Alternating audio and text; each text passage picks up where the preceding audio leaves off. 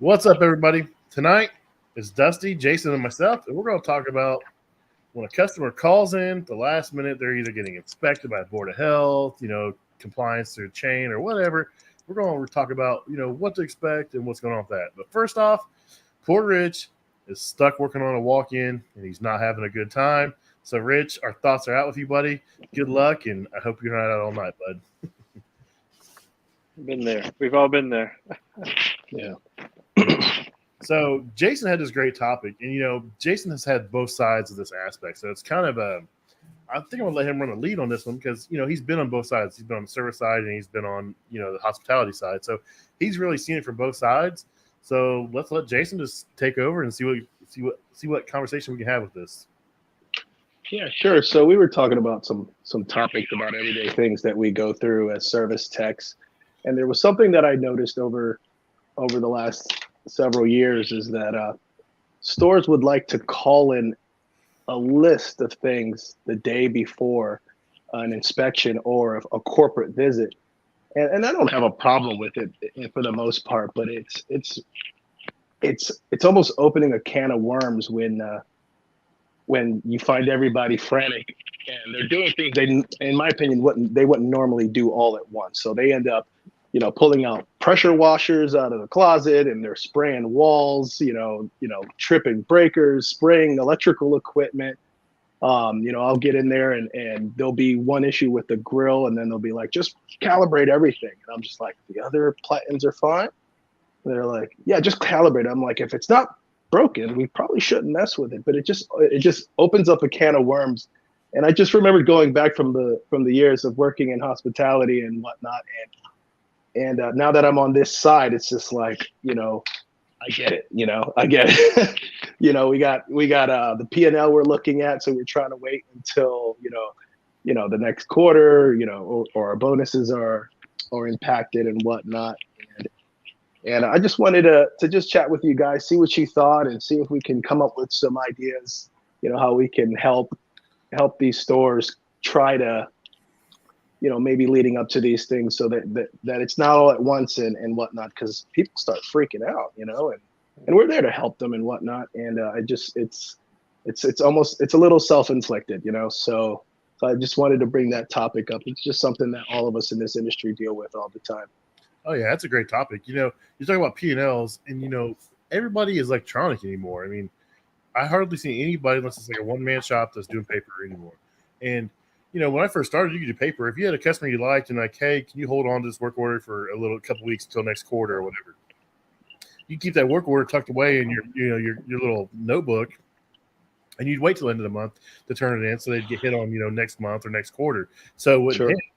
But you can't do that nowadays. I mean, we're all electronic. As soon as you hit complete, it goes in.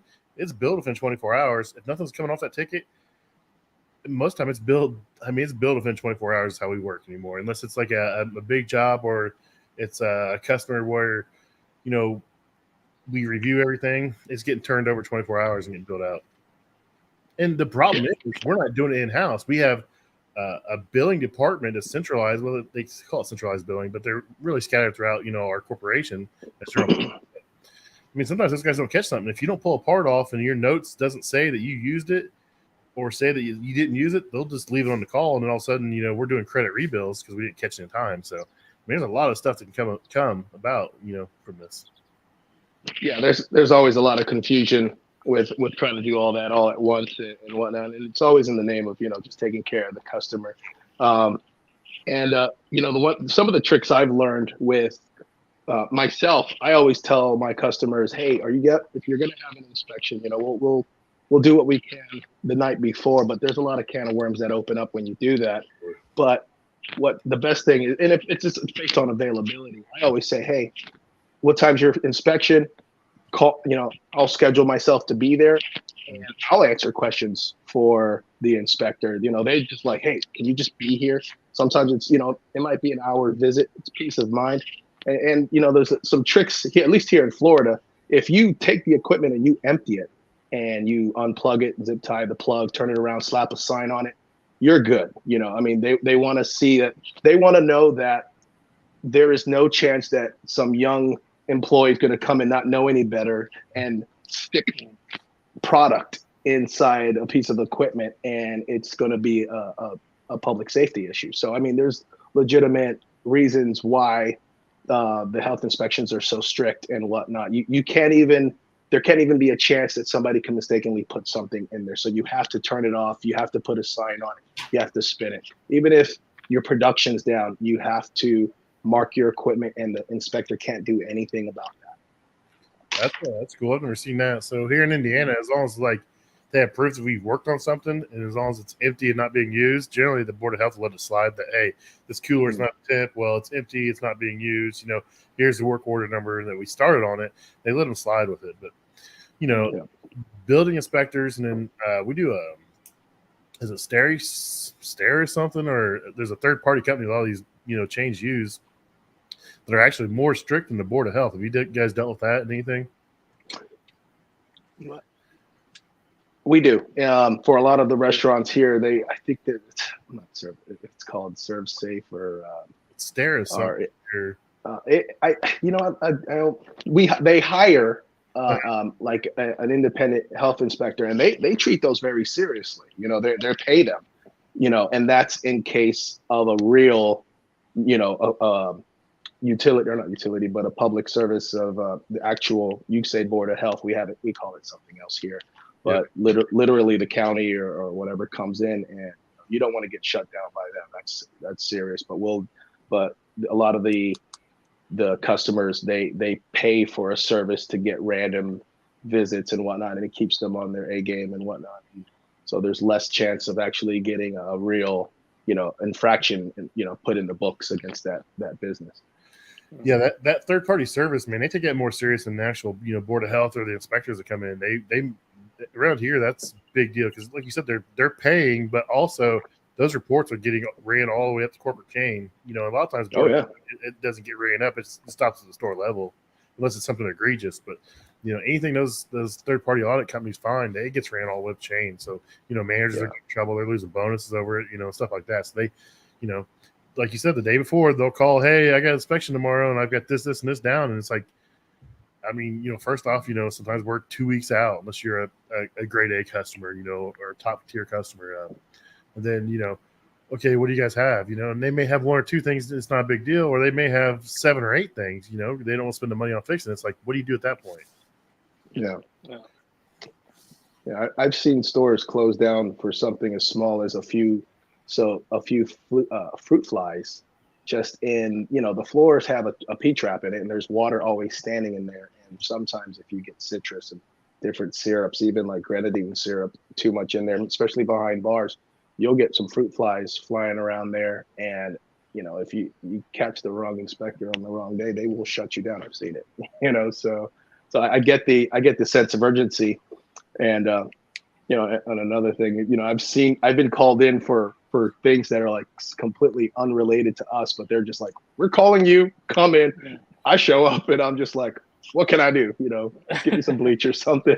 You know, again, it's in the name of helping the customer, but it's now being on both sides, you know, it's over the years, I get it now, you know, I'd be freaking out if I knew I had an inspection. I'm just like, I don't care.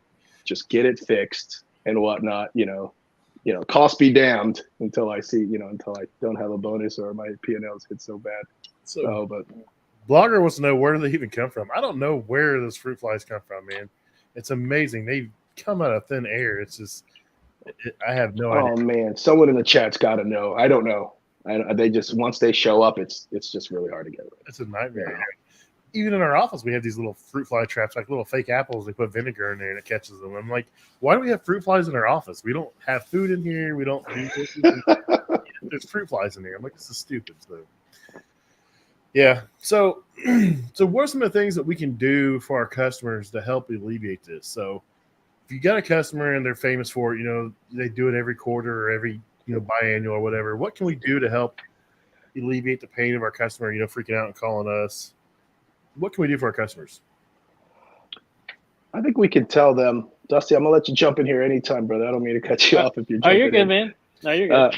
You know, I think, you know, when I was working in restaurants, we were really strict to having 2 types of logs. There was, when you got in, you logged all the temperature of all the equipment, the walk-ins and everything. And then the other log was from shift to shift, was explaining any kind of maintenance issues, or, you know, kind of a, this is what's going on during my shift. And then you go on to the next person, and David Copperfield.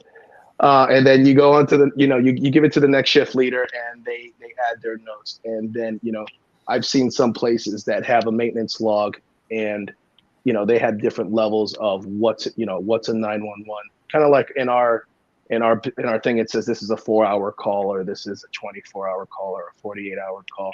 You know, the manager knows what, you know, what their P&L looks like, and what is and isn't going to be approved, or what are they coming up on the life cycle data of equipment that might be replaced.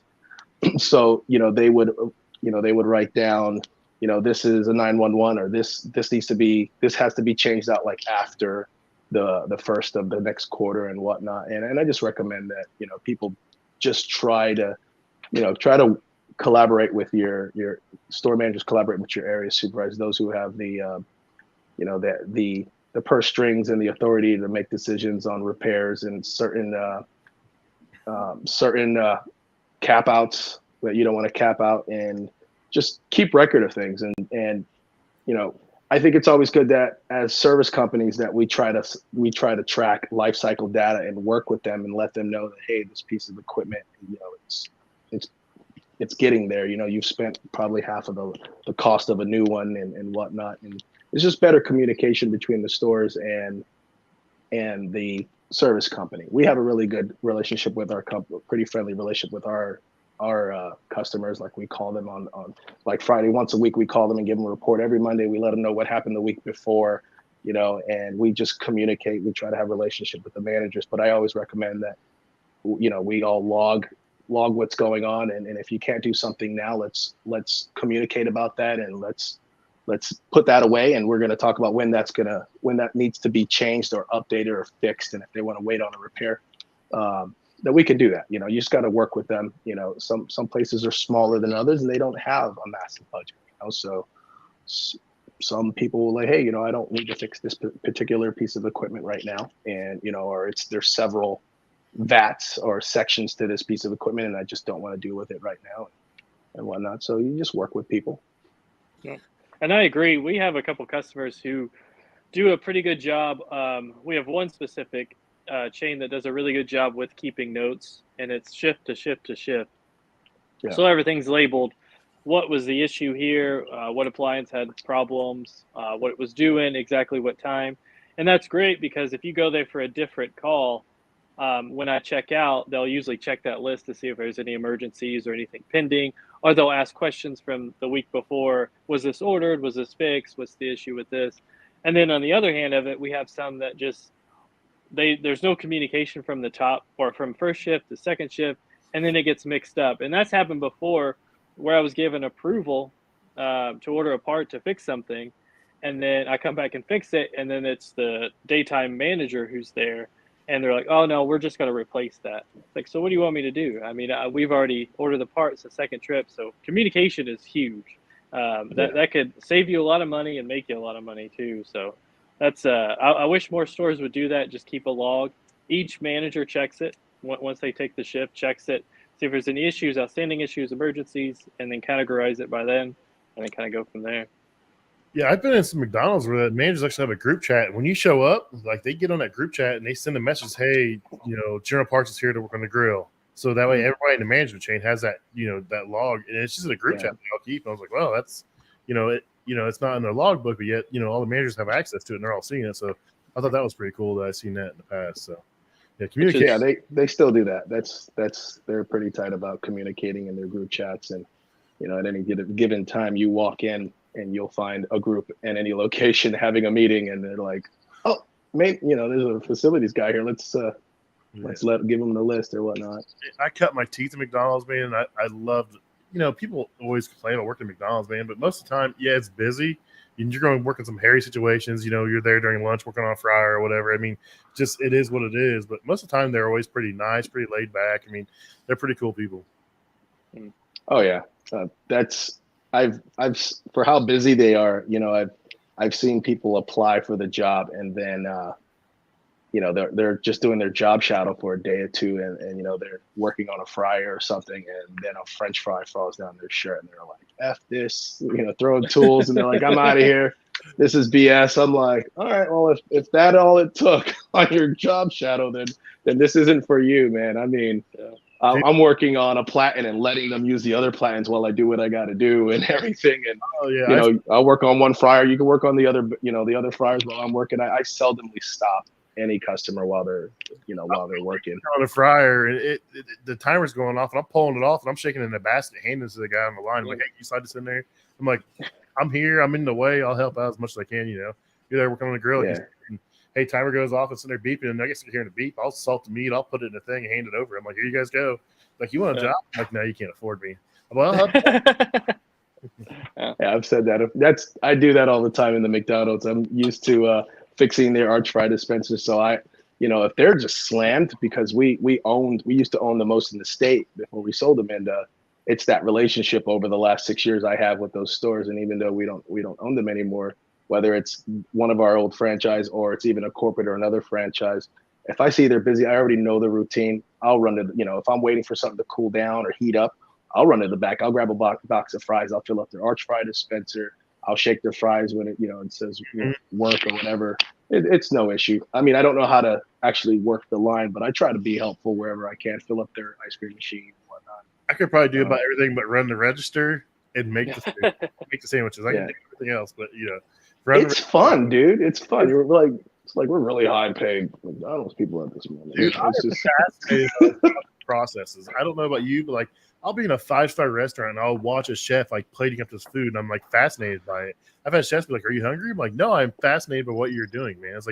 It's like art, you know. They take out these plates and it's plated perfect. They wipe it off, it's clean, it's art. And it's like, how do you do that? Like, "Oh, we just do this all day long." I'm like, "Dude, that's freaking amazing." Like, "Well, we like what you do." I'm like, "No, yeah, you want to change jobs?" No. I like what they're doing, and I want to eat the food too, man. Oh yeah, some really good stuff. Picky. So I always we take care of a really like high end steakhouse, and every time I'm in there, I'm always asking the chefs like, "What's a good way to cook a filet mignon?" And then I'll get insight for that, and I'll cook it for my wife. She's like, "This is amazing." I'm like, "Yeah, you know, no biggie." That's awesome. Well, that's sweet. I'd be asking questions like that because I'm really trying to work my way into getting a free steak. Like, so what exactly does that taste like? What's the flavor?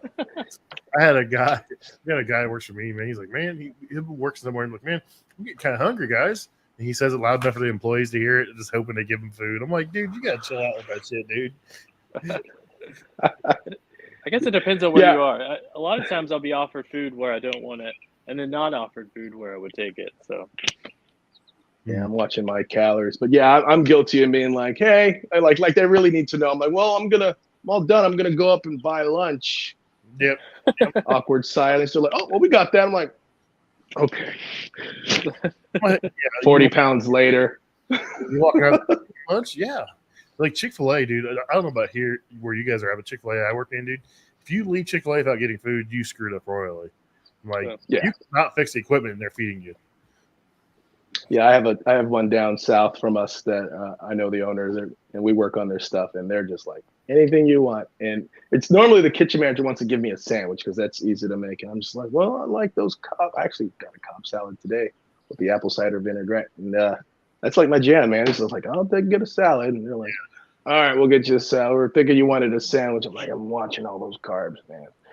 But yeah, love Chick-fil-A. Love the salads. Dude, that Chick-fil-A, so when COVID hit and they closed dining rooms, they actually made more money when they closed their dining rooms, just went straight to drive-through or carry out, to your car, than they did when they, were fully open. It was amazing. Everyone did, actually. Yeah, it's just amazing. Chick-fil-A, dude, I don't get it, man. And, if you got to do a big job, oh, it's Sunday, it's double time. Oh, we don't care. Okay. I've been in Chick-fil-A's on Sundays cleaning ice machines at double time. I'm like, you guys are insane. Nope, we want them cleaned. Yeah. Here we go. And I thought they were closed on Sunday, and then I realized they do maintenance, and there's maintenance people there. I'm like, oh, okay. I thought it was no one's there. And at some time of day, there obviously isn't, because I'd get there. I'd forget and go to the beach on a Sunday out of town, and I'm driving by. I'm like, oh, hell yeah, there's a Chick-fil-A. And I'm like, oh, no one here. Wow. Yeah, generally, Why do they have those in airports? You know? yeah, airports, and then so I forget what's called where the Pacers play. They put a Chick-fil-A in there, and it's closed on Sunday.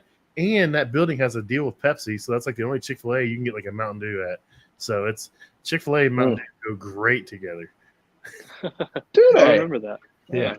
Yeah. Because the building has a deal with Pepsi, they can't sell Coke, so they can't even use Chick-fil-A cups because Chick-fil-A cups have Coke on them.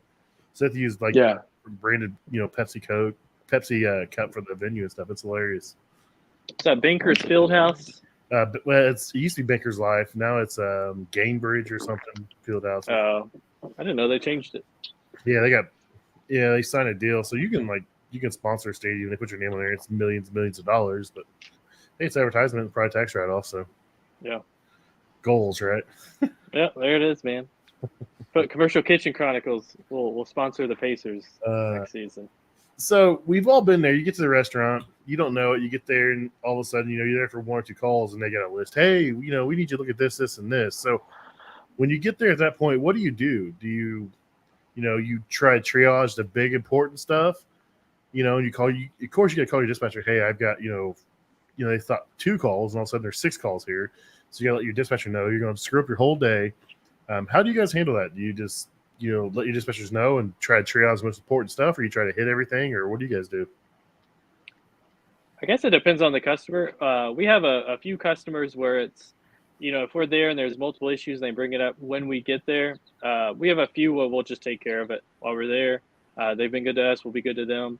Obviously, the important stuff. If it's kind of like knick-knack stuff, we might reschedule. But for the most part, I try to take care of everything. But we also have other customers where it's their process that makes us have to have them put in a work order.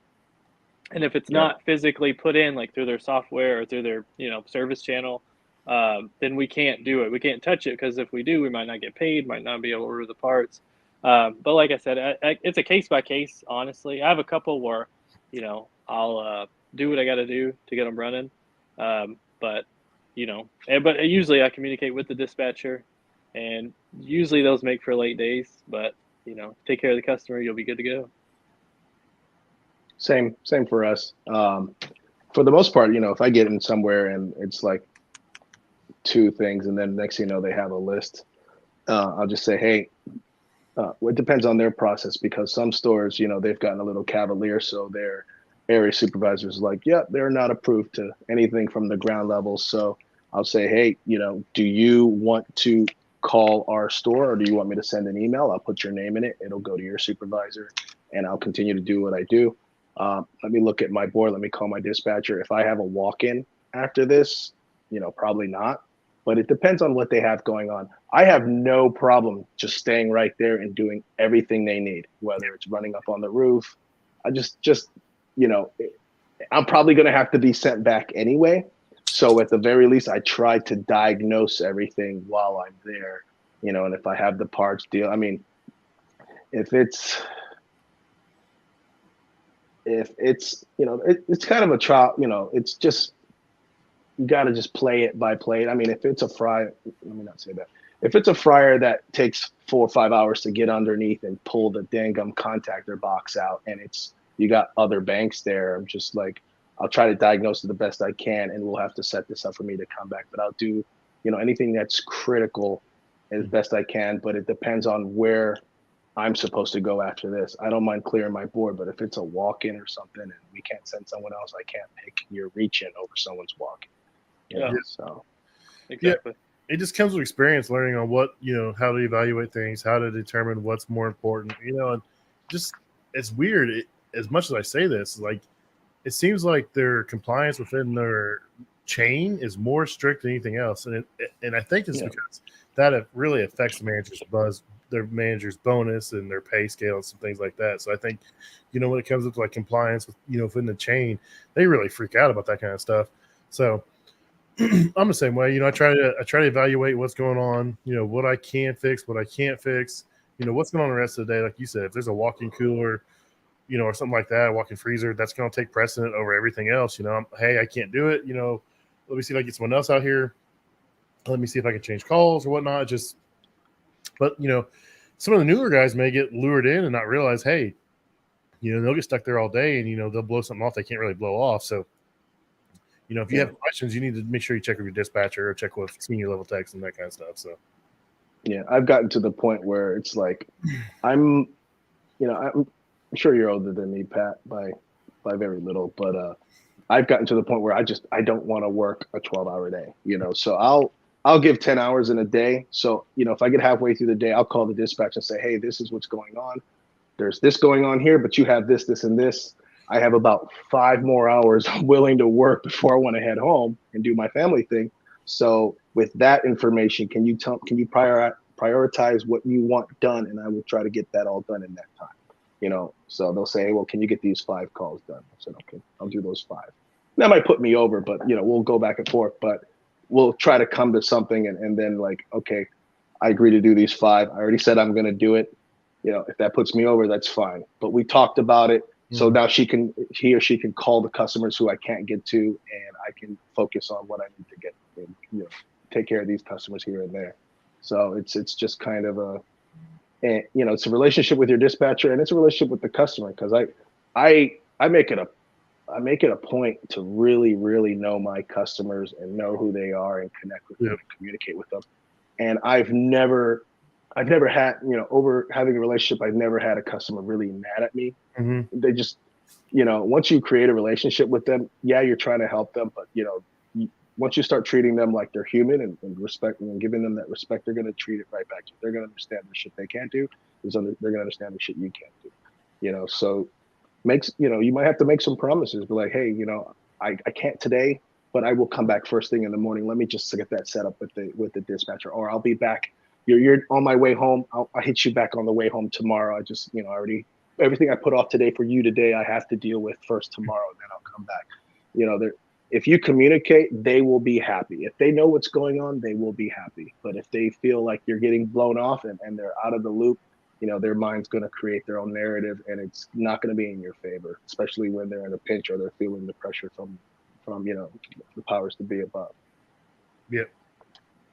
Yeah. It's we say this all the time, but communication, dude, I think that is probably the number one skill that is not taught to technicians. Communication, dude. I've seen the best techs in the world. Customers hate because they can't communicate. They don't, they don't explain what they did, or they don't talk to the right person, or they talk to the first person they find and leave. And it's so hard trying to go behind people like that.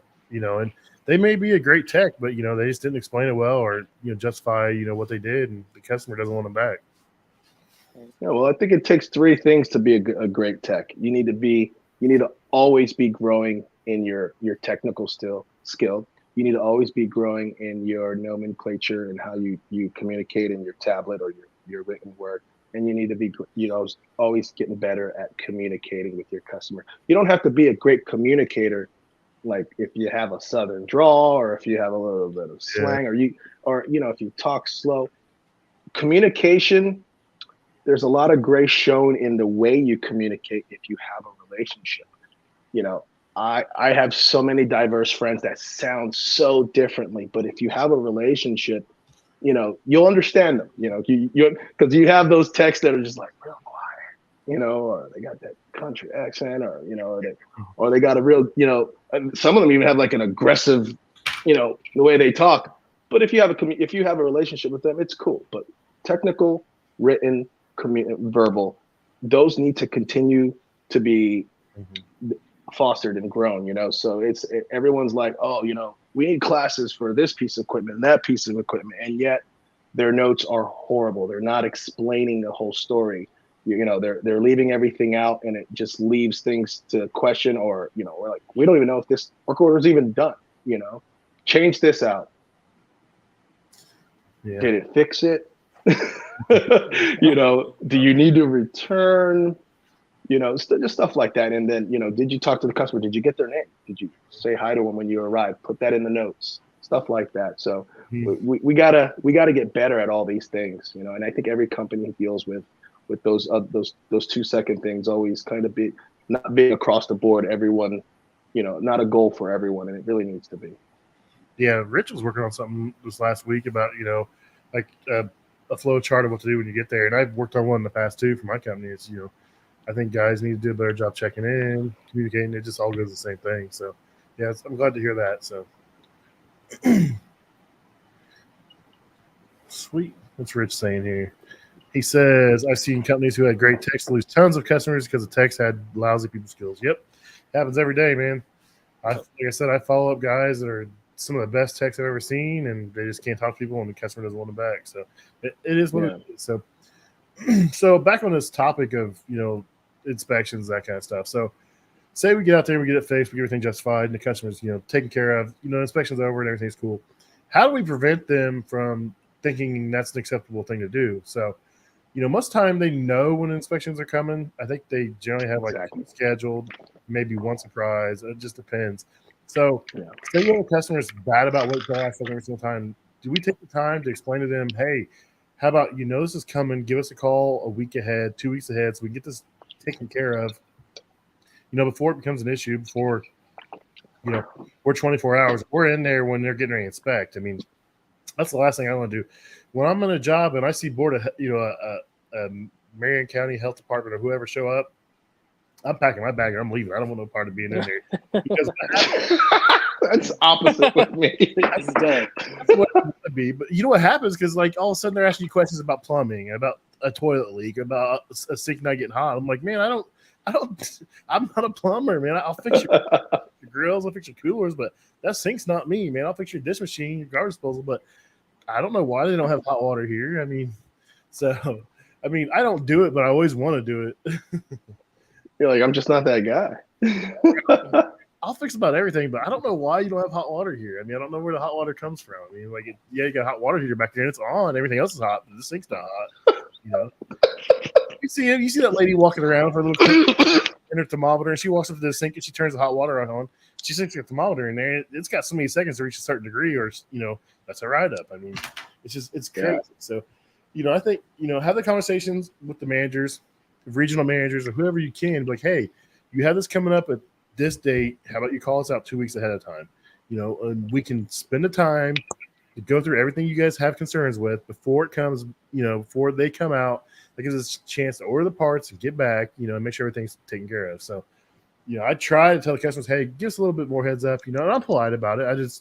I'm not rude about it, but like, hey, can you give us, like a week or 2 weeks or, 3 or 4 days at least, to try to get this taken care of. Which is, and that's part of the, keeping the running kind of notebook or whatever group chat, whatever piece of communication they use.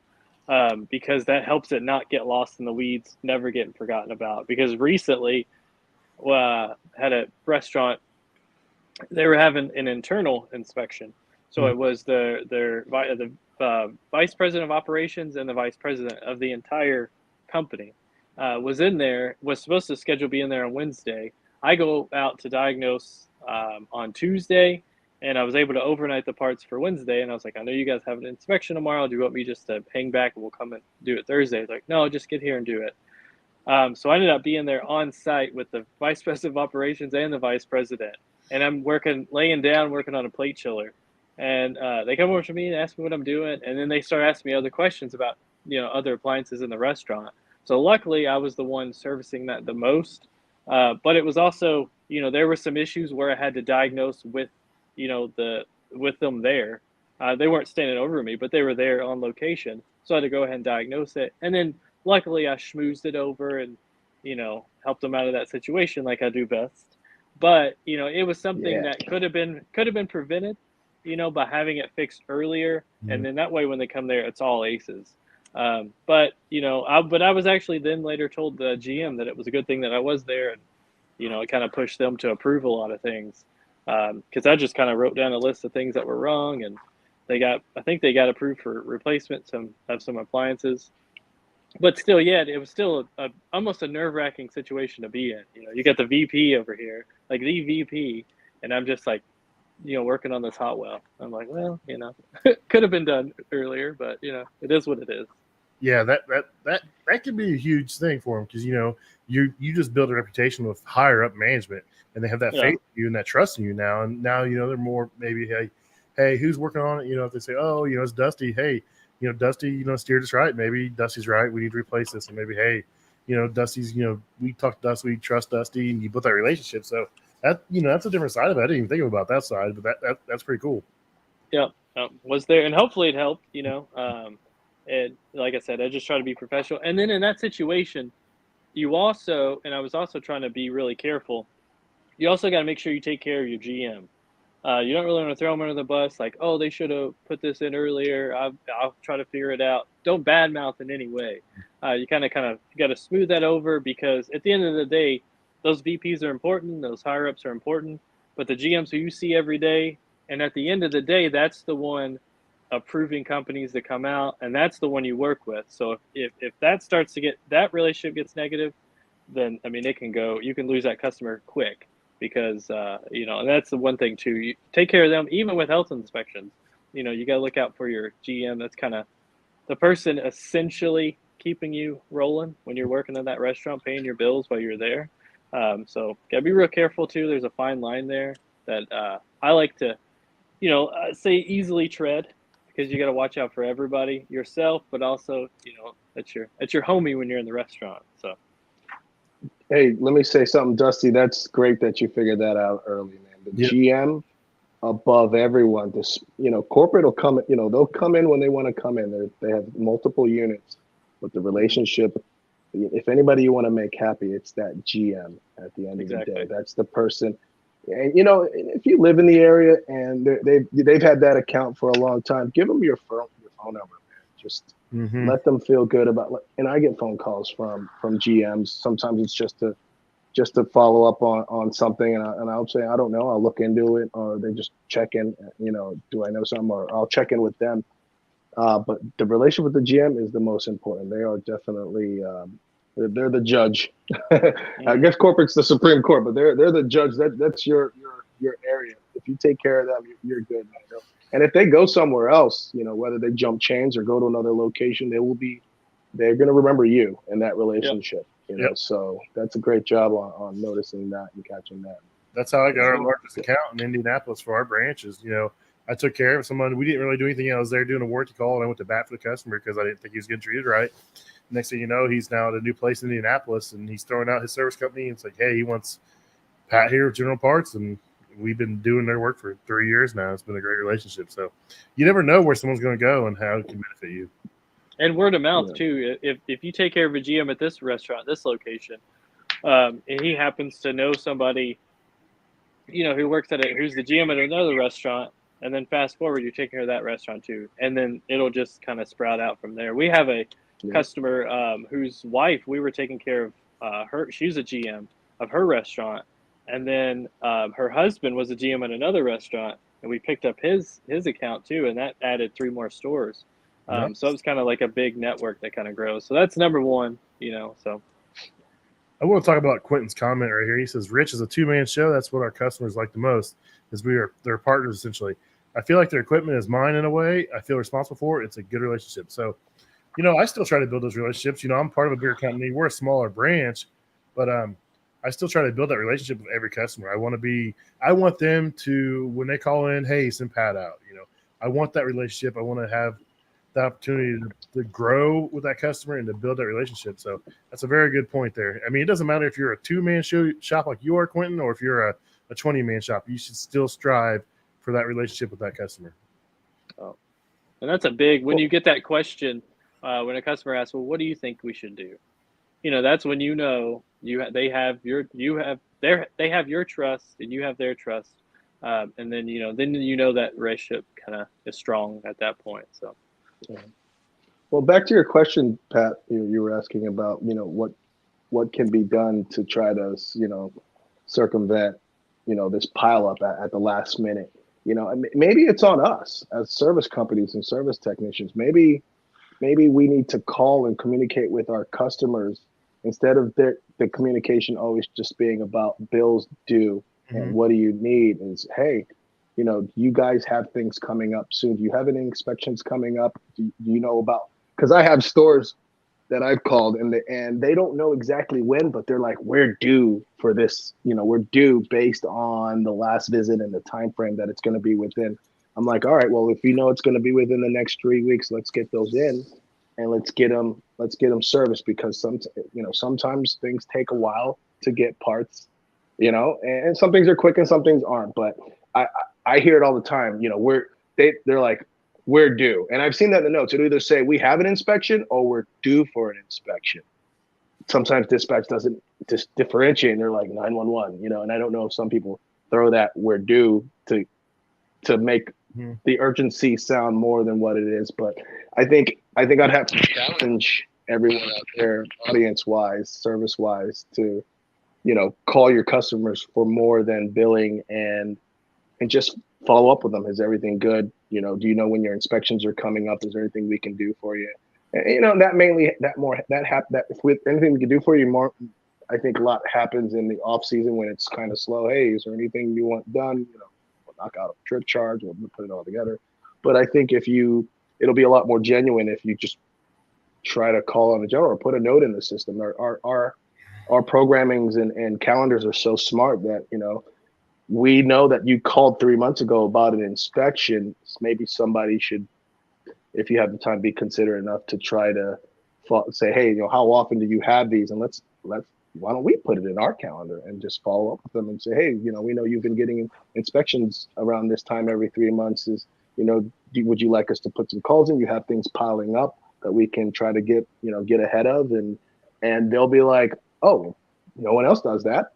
Sometimes we just got to do stuff that's new. We don't have to follow the trend, and this is how we've always done it. Let's just do our own thing, and just let's make it better. So if your customer calls in, they say they have an inspection, and your tech goes out there and be like, oh, it's a quarterly inspection. It happens this time every time. The tech, hey, be a little proactive. Hey, call the office, be like, hey, this is a quarterly inspection. Let's set something up. Maybe a week before, we set a reminder, a calendar event. Hey, call this customer. Hey, I know you guys got an inspection coming up. Do you guys need anything? Let's try to get this taken care of. So that's a great point. I like that. I mean, it can go a long way, and it shows you reaching out to the customer, so it shows initiative on your side. And maybe, the customer didn't think about it, and you reminded them that, hey, we got an inspection coming up. Hey, let's go ahead and, come on out, take care of this stuff. So that's a pretty cool point. I like that. Another thing I like to do is, like, I'm on site, and I listen. I don't wear headphones. I refuse to wear headphones when I'm on site. If I'm on a rooftop, it's a different story, but if I'm in the kitchen, I do not wear headphones. I'm listening to conversations all around me. I'm listening to equipment and that kind of stuff. And a lot of times when it gets close to inspection time, you may not know it, but they're talking about it. If you hear them talking about it, like, hey, do you have an inspection coming up? And they're like, yeah, they start freaking out. That can lead to, picking up some on jobs, more revenue, some other things. So always keep an ear out, and listen to what's going on inside the stores. Hey, you should tell Rich, if he's got time to comment in the comment section, that he should just get on the phone and just, take a break and talk to us. Did you hear that? What's going on, Rich? What's going on, Rich? You can just jump on the phone. Excuses. He's probably sitting in the van in the AC, I imagine. He better be in a walk-in or something. No excuses. Hey, man, job pros do amazing things. You can sit in your truck. You can sit in the dining room. You can sit on the roof. You can get all your information from, hundreds of feet away. So it's pretty cool. Oh, yeah. So let's see. We got a couple of comments here. So let's look at Greg Austin.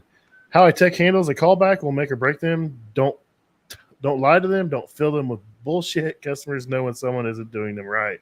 Yeah. That's right. I own everything, man. I own stuff that's not mine just because it looks better. Maybe I missed it. Someone else was there and messed up. Maybe I didn't show them the correct way to do something. Maybe I didn't show them, how to prevent that from happening. So definitely own up and own everything, and it goes a long way. If you step up and take ownership for your mistakes, that's a huge plus of a customer. Those callbacks, I mean, it's a real bad habit. I think it's twofold. There's two types, and it's like, hey, either it's technicians trying to make themselves look better and be like, well, they just didn't do it right. They didn't know what they're doing. I'm here now, blah, blah, blah. Or, it's not me. I'll fix it. But, they made a mistake. It's one company. And if you talk about another division or another technician, you're just cutting off your nose to spite your face. You're shooting yourself in the foot. Just say, hey, I don't know what happened. but I'm here now, and I'll go through it and whatnot, and we'll figure it out, and I'll follow up with that technician, and maybe it was just something that I don't know that they did. I'll communicate with them, but right now I'm gonna just take care of you. Yep. But it should never be negative, and Nope. and never throw anyone under the bus, like you said. Yeah, maybe they missed something. Maybe they weren't having. We all have bad days. We miss something. We all, I mean, I have days where I don't want to. I can find an easy way. I have that part of my truck, but it's 6 o'clock. I don't want to hang it, but most of the time I go ahead and hang it because I'm here. That's what I need to do. But I mean, there's guys that won't do that, and unfortunately, there's guys that sometimes make mistakes and just rush through something and leave and don't see it through, and then we gotta go back and take care of it. But I mean, you don't badmouth other techs, you don't badmouth other companies. It never ends well.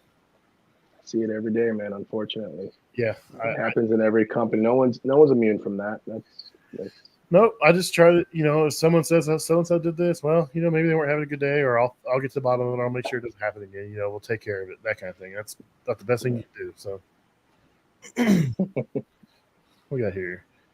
So we have Brian Sanders. One of the hardest things is talking good customer service and actually doing good customer service.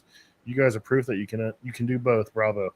Thanks, Brian. Thanks, Brian. It's been a long time coming, man. I always tell everybody, everyone's like, how do you succeed? How do you get to your level? It's like, just take pride in your work and have integrity, man. And the rest just falls into place. Yeah. Work ethic. Take pride in your work. Mm-hmm. Yeah.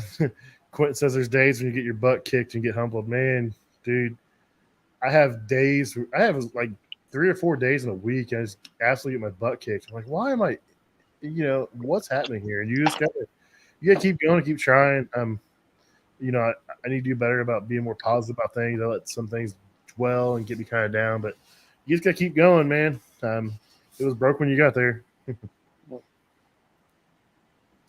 So anything else on this topic, guys?